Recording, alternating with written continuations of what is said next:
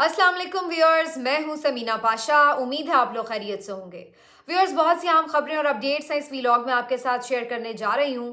एक तो जनाब आपको बताएंगे कि मोहसिन नकवी साहब को भी नवाज दिया गया है मजीद, क्योंकि उन्होंने जो खिदमत की है, मेरा ख्याल है तवक्को से बढ़कर खिदमत कर दी है, तो उनको फिर मजीद नवाजने का सिलसिला जारी है। इसके ऊपर बात करेंगे, कौन इन हो रहा है इलेक्शन में और कौन हो रहा है आउट, कौन किसके हक में दस्तबरदार हुआ, इसके बारे में मजीद कुछ अपडेट्स। आज पीएमएलएन ने एक अहम जलसा किया मानसेरा में, बड़ा जलसा था। इस जलसे के अंदर एक ट्रेंड देखा जा रहा है, जो कंटिन्यूसली देखा जा रहा है कि पीटीआई के बहुत सारे लोग शामिल हो जाते हैं आके। ये क्यों आ रहे हैं यहाँ पर, इस बारे में बात करेंगे।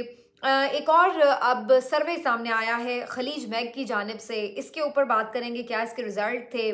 कुछ बात करेंगे कि एक अफसोसनाक वाकया पेश आया है, यही सियासी पोलराइजेशन का शाखसाना, जहां पर बाप ने बेटे को गोली मार दी। तो ये बड़ा अफसोसनाक वाकया, इसके ऊपर बात करेंगे।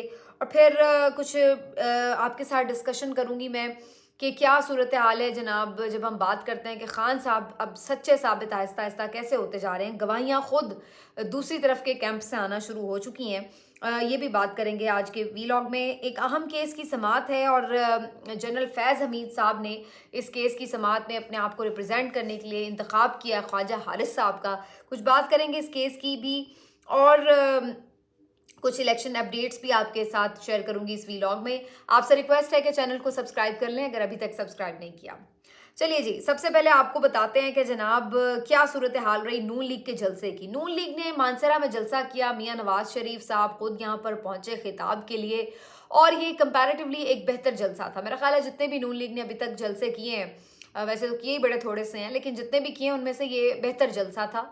और यहाँ पर मरीम नवाज साहिबा ने भी खिताब किया, नवाज शरीफ साहब ने भी खिताब किया, और काफ़ी बड़ा क्राउड था यहाँ पर, नो डाउट।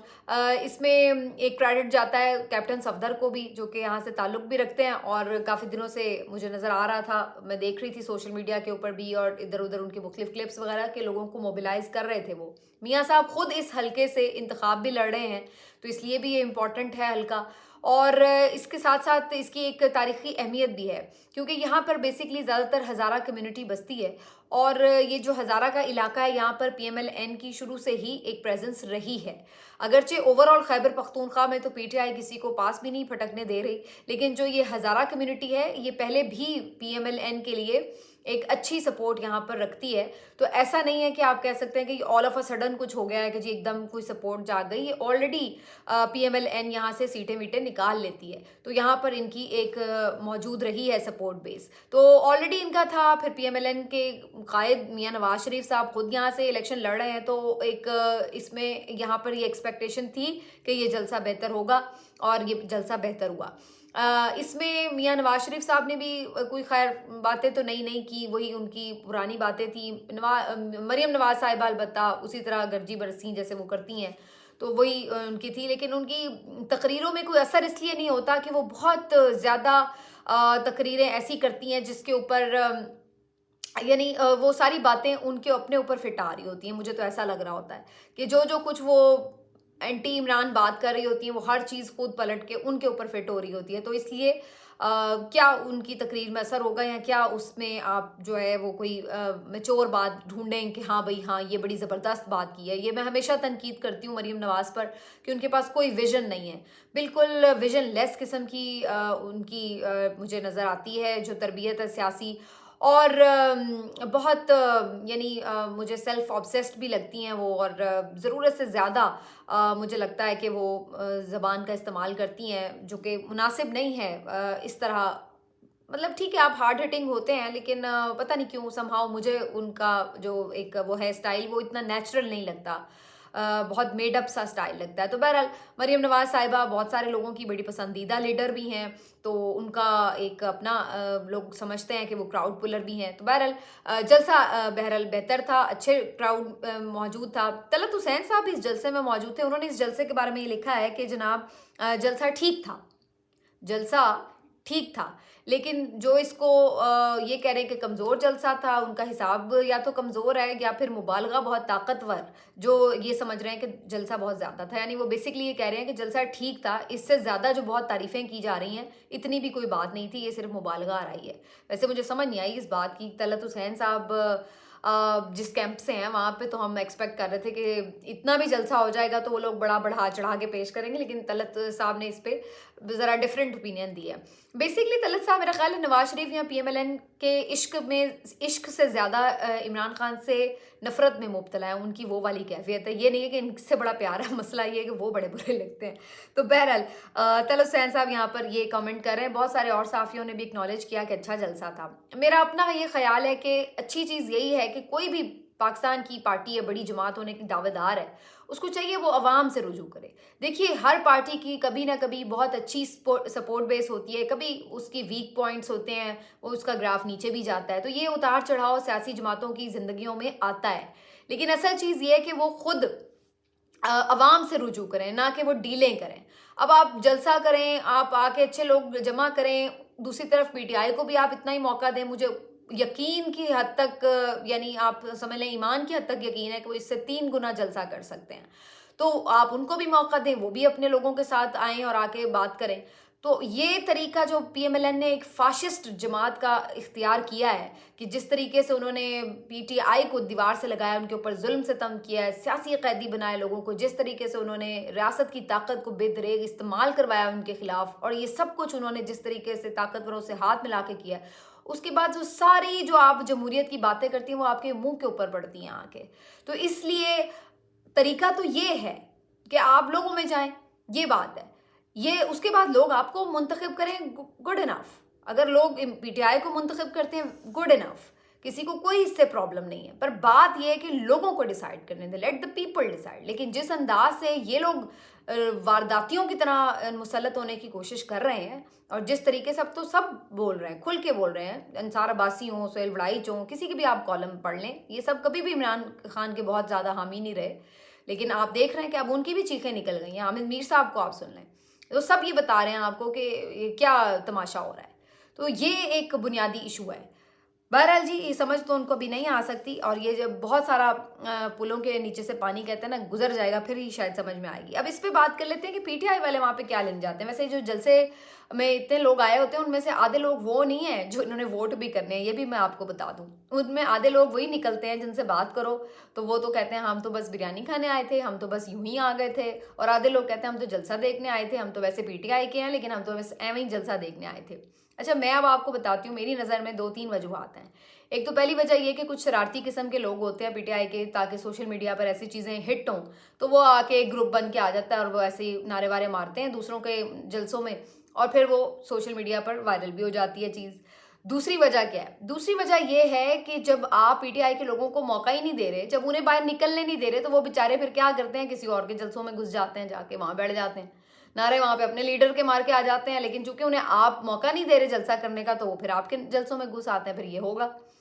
तीसरी जो वजह है वो ये भी है कि कुछ लोग वैसे ही जिसको कहते हैं ना कि मौज मस्ती के लिए भी निकले हुए होते हैं, और उनकी सियासी एफिलिएशन कहीं भी हो, बस ऑब्जर्वर के तौर पर वो आते हैं कि देखने के लिए भी कि अच्छा जलसा कैसा हुआ, ज़रा देख के आए। तो वो ये वाली भी कैफियत होती है। तो ज़रूरी नहीं है कि अगर इस वक्त क्राउड अगर कुछ किसी जगह पे बेहतर है तो वो वो सारा जो है वो बड़ा कोई डेडिकेटेड क्राउड है।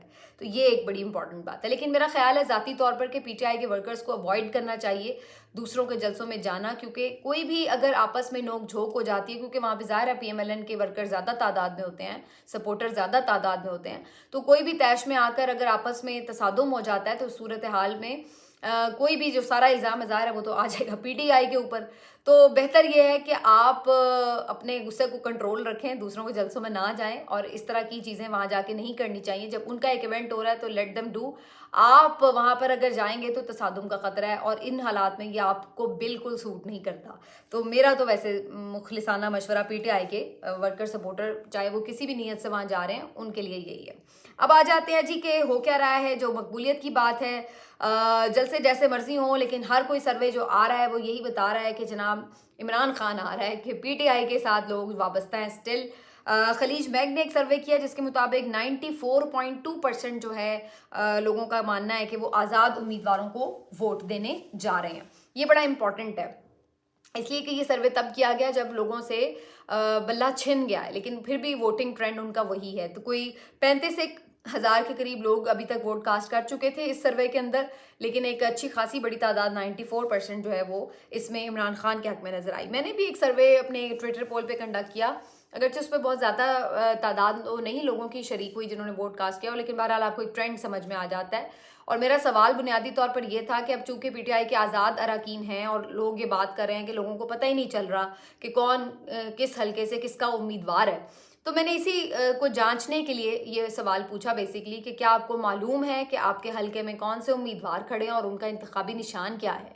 तो उसके लिए मैंने 2-3 ऑप्शंस दिए थे। पहला ऑप्शन तो ये था कि जी हमें मालूम है, दूसरा ऑप्शन था कि हमें मालूम नहीं है, तीसरा ऑप्शन ये था कि हम बाद में पता कर लेंगे, तो ये था, और चौथा ऑप्शन था कि हम कंफ्यूज्ड हैं। तो ये जो चारों ऑप्शंस थे उसके ऊपर जो मेरे सर्वे के ऊपर ट्रेंड रहा वोटों का और जो रेशो रही उसके मुताबिक तकरीबन 90% लोगों का ये कहना था कि हमें मालूम है कि हमारे हल्के में कौन उम्मीदवार खड़ा और उसका क्या इंतखाबी निशान है। और बाकी ज़ाहिर है कोई 3% और कोई दूसरे बाकी जो ऑप्शंस थे उनको 2-3% वोट मिले। तो इससे पता चल रहा है कि जो ये सोशल मीडिया पर कैंपेन करने की कोशिश की जा रही है, कम से कम जो सोशल मीडिया पर लोग हैं वो ज़रूर जान चुके हैं कि उनके हल्के में क्या हो रहा है, लेकिन ग्राउंड पर भी इस चीज़ को चेक करना बड़ा लाजिम है कि वाकई लोग इस चीज़ को समझ चुके हैं या नहीं, या अभी भी कन्फ्यूज़ ही फिर रहे हैं, या फिर सुस्ती का शिकार हैं कि चलो अभी बड़े दिन बाकी हैं, बाद में देख लेंगे कि कौन खड़ा हुआ है। तो ये भी देखने का है। उधर जनाब खलीज मैग ये सर्वे कर रहा है, तो तीसरी तरफ हम देख रहे हैं कि जो इकोनॉमिस्ट मैगजीन है वो भी लग रहा है कि इस वक्त जिसको कहते हैं ना जिद पर ही उतर रहा है, मतलब उसको फिर होश आ गई है। वो तो मुझे लग रहा है कि वहाँ कोई अंदर ना बंदा फैन ही कोई बैठा हुआ है, और अब उन्होंने कमाल ही काम किया है कि अभी 10 दिन पहले तक बार बार रीट्वीट करते रहे खान साहब का जो लिखा हुआ आर्टिकल था, और अब कुछ दिन के वक्फे के बाद उन्हें दोबारा एकदम जिसको कहते हैं ना तंग किया किसी चीज़ ने कि भाई ज़रा मुर्तज़ा सोलंकी साहब को थोड़ा छेड़ ले, तो उन्होंने एक दफ़ा फिर से उसको पोस्ट कर दिया है। तो अब वो सारे इस चीज़ पे फिर बड़ा एंजॉय कर रहे थे ट्विटर के ऊपर कि ये इकोनॉमिस्ट ने जो लिखा है वो मैगजीन जो इमरान खान साहब ने उसमें कॉलम लिखा है, तो वो इतना ज़्यादा फिर से, तो मेरा ख्याल है जो सोलंकी साहब हैं उनका फिर से तंग होने का टाइम जो है वो शुरू हो चुका है। लेकिन वो क्यों बार बार इसको रीट्वीट कर रहा है ये बड़ा इंपॉर्टेंट है जानना। देखिए पहली चीज़ तो इसमें फिर वही बात है कि हर कोई मैगजीन हो या कोई टीवी चैनल हो, कोई भी ऐसा पब्लिक फोरम है, तो वो ये चाहता है कि उसका जो भी कंटेंट है वो ज़्यादा से ज़्यादा लोग देखें। तो ज़ाहिर है जब उन्हें इतनी पजीर राय मिली है इतने सालों बाद, तो इस वजह से वो उसे दोबारा कैश करवाना चाहते होंगे। पहले तो एक बड़ा सिंपल सा रीज़न ये नज़र आता है, और इसके अलावा भी बड़ा रीज़न है। देखिए पीटीआई ने बड़ा इफ़ेक्टिवली बाहर के जो फोरम्स हैं उनके ऊपर अपना जो मुकदमा है वो पेश कर दिया हुआ है, और ये जो इलेक्शंस हैं उनकी साख को तकरीबन ज़ीरो कर दिया हुआ है। तो ये बात आप लोग समझ जाएं कि ये जो बार बार चीज़ डिस्कस हो रही है, और मैं अगर आपको अपनी ज़ाती ओपिनियन बताऊं तो ये ठीक है कि ये आर्टिकल बड़ा इंपॉर्टेंट है, खान साहब ने खुद लिखा है, लेकिन इससे ज़्यादा जो मुझे इंपॉर्टेंट आर्टिकल लगा वो टाइम का आर्टिकल था। देखिए वो एक आपकी अलग इंडिपेंडेंट जर्नलिस्ट की राय थी, ये तो चलिए खान साहब की राय थी, वो अपने तौर पर अपनी जो सोच है उसके मुताबिक लिख सकते हैं, लेकिन वो उस बंदे ने लिखा है जिसका पाकिस्तान से या पाकिस्तान की किसी पॉलिटिकल पार्टी से कोई ताल्लुक वास्ता नहीं है, लेकिन वो ये सारी सिचुएशन बयान कर रहा है। तो दैट मीन्स कि बाहर का एक इंडिपेंडेंट ऑब्जर्वर कैसे देख रहा है पाकिस्तान के आने वाले इलेक्शन को, इसलिए वो राय बड़ी इंपॉर्टेंट है। लेकिन उसको उतनी इंपॉर्टेंस नहीं मिली जितनी इकोनॉमिस्ट को मिली, लेकिन मेरी नज़र में वो ज़्यादा इंपॉर्टेंट बात थी। बहरहाल ये सारी जो चीज़ है अल्टीमेटली रिकॉर्ड का हिस्सा बन रही है, और ये जब ये एक फेक किस्म के इलेक्शन होंगे तो ऑटोमेटिकली हर चीज़ जो है वो आपको चीख चीख के बता रही होगी कि कोई इस इलेक्शन को मानने के लिए तैयार नहीं होगा।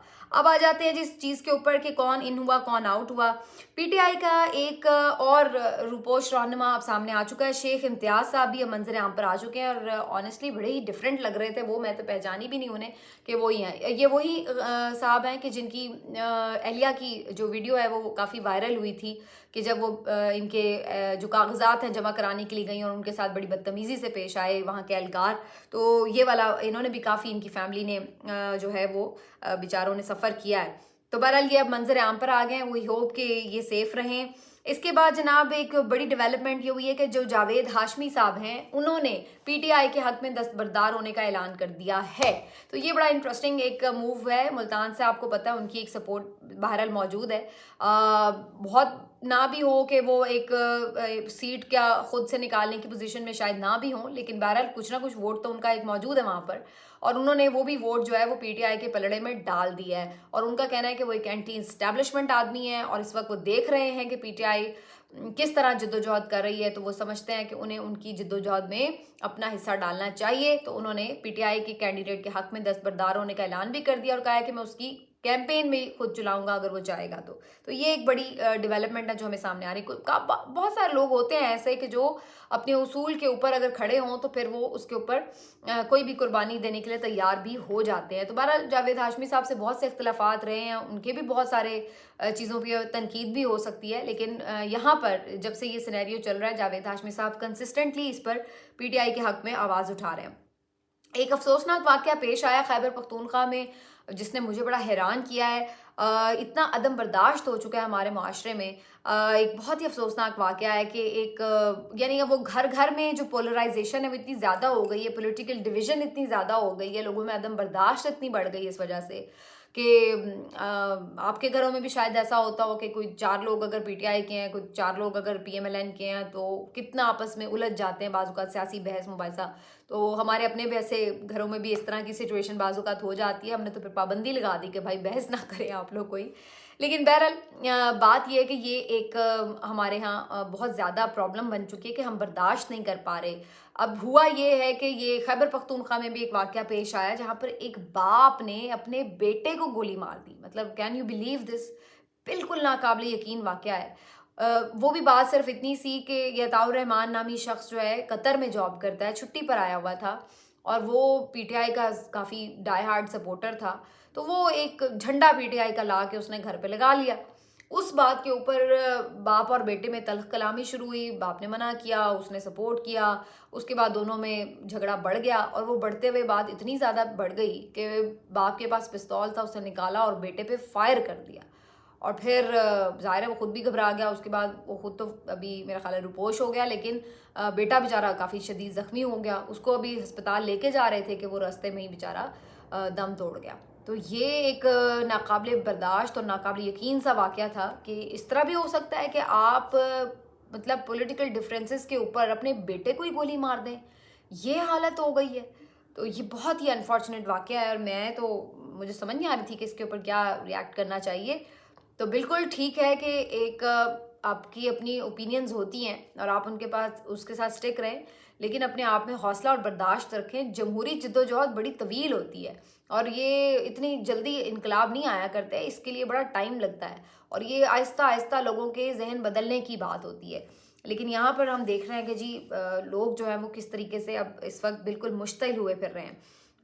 अब मैं आपको बता दूं कि एक अहम मुकदमे की समाअत भी है और ये है जी जो शौकत अजीज़ सिद्दीकी साहब ने अपने जो उनको हटाया गया था मनसब से, उसके ऊपर जो उन्होंने एक मुकदमा कर रखा था और शौकत अजीज़ सिद्दीकी साहब ने इसमें फ़रीक बनाया था लास्ट टाइम फैज़ हमीद साहब को, और फैज़ हमीद साहब को नोटिस भी कर दिया गया था। फैज़ हमीद साहब के हवाले से ये खबर अब आ रही है कि ख्वाजा हारिस साहब को उन्होंने वकील कर लिया अपना। ख्वाजा हारिस साहब वही हैं जो मियाँ नवाज शरीफ के भी वकील रह चुके हैं, जो खान साहब के भी वकील रह चुके हैं और माशाल्लाह से दोनों को जेल भी भेज चुके हैं। तो अब क्या तीसरा नंबर फैज़ हमीद साहब का, ये सोचना पड़ेगा।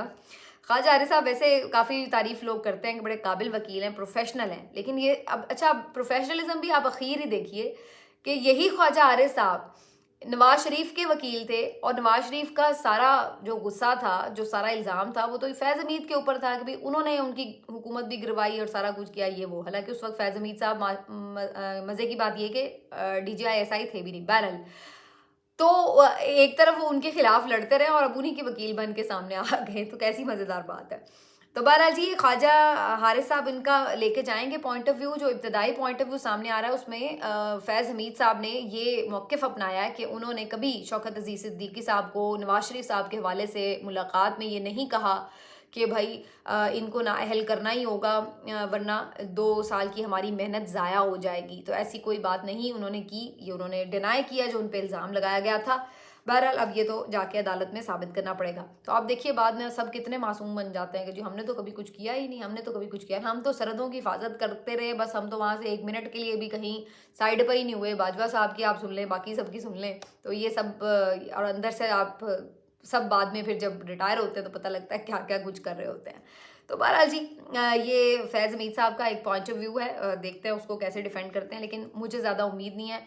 जो काज़ी फ़ाइज़ ईसा साहब जिस रूप में सामने आ चुके हैं, उसके बाद हम एक्सपेक्ट नहीं कर सकते कि वो किसी आर्मी के साबिक अफसर को ही सही, बेशक उनके खिलाफ रेफरेंस पे उन्हें भी बड़ा गुस्सा है उनको जो है वो किसी किसी उस पर नुकसान पहुंचा सकें या कोई सज़ा दे सकें। तो मेरा इस पे कोई ईमान नहीं है, मुझे पता है कि वो इसमें फ़ारिग हो जाएंगे, फैज़ हमीद साहब बिल्कुल बरी हो जाएंगे। बाकी जनाब अफसोस की खबर है कि DI खान में 10 फरवरी तक दफ़ा 144 नाफिज कर दी गई। यानी ये भी एक मजाक है इलेक्शन के साथ कि इलेक्शन हो रहा है और आप दफ़ा 144 नाफिज कर दें। मतलब इलेक्शन का मतलब ही क्या है? जमहूरियत, लोग बाहर निकलेंगे, राय का इजहार करेंगे, इकट्ठे होंगे, और आपने 10 फरवरी तक वहाँ पर दफ़ा 144 लगा दी, फिट्टे मुँह आपका। और उसके बाद जनाब आखिर में आपको मैं एक खबर दे दूं जाते जाते कि मोहसिन नकवी साहब क्या जिसको कहता है ना कि चारों पाँचों घी में और सर कढ़ाई में वाली सूरत हाल है। और मोहसिन नकवी साहब ने वज़ीर आला पंजाब होते हुए जो गुल खिलाए हैं और जिस तरीके से अपने मास्टर्स को खुश किया है, उसके बाद उनकी खिदमात के जिसको कहते हैं ना कि एतराफ़ में उनको मज़ीद नवाजने का प्लान है। और अब उनको चेयरमैन PCB भी तैनात कर दिया जाएगा, या जो आजकल कोई कमेटी बनी हुई है उसका मेंबर बना दिया जाएगा उन्हें। और उसके साथ ही आगे ये खबर भी आ रही है कि फिर जब वो वज़ीर आला नहीं रहेंगे तो उसके बाद उन्हें परमानेंटली चेयरमैन PCB बनाया जा सकता है। यानी फ़िलहाल तो उन्हें इजाफी चार्ज दिया जा रहा है कि वो क्रिकेट बोर्ड के मामला देखें, बाद में फिर उन्हें शायद परमानेंटली भी बना दिया जाए। तो नजम सेठी साहब की छुट्टी हो गई है और जो मोहसिन नकवी साहब है वो इन हो गए हैं गेम में। तो इनमें देखिए कैसे ये सहाफ़ियों में सुर्खाब के पर होते हैं। नहीं, पहले वज़ीर आला बनते हैं, फिर दोनों उसके बाद PCB के चेयरमैन बनते हैं, मज़े ही मज़े हैं। तो जनाब खुल के खेलें, सामने आएँ और खूब मज़े उड़ाएँ और इस मुल्क को भी लूटें, लोगों की खिदमत करें, जो असल में यहाँ के मालिक हैं उनकी खिदमत करें। और फिर उसके बाद आपको पूछने वाला भी कोई नहीं, ऐशो इशरत आपकी अलहदा, प्रोटोकॉल अलहदा, क्या ही बात है। तो अल्लाह हमें ऐसी सहाफ़त से बचाए। मिलते हैं आपसे अगले वीलॉग में, अपना ख्याल रखिए, अल्लाह हाफ़िज़।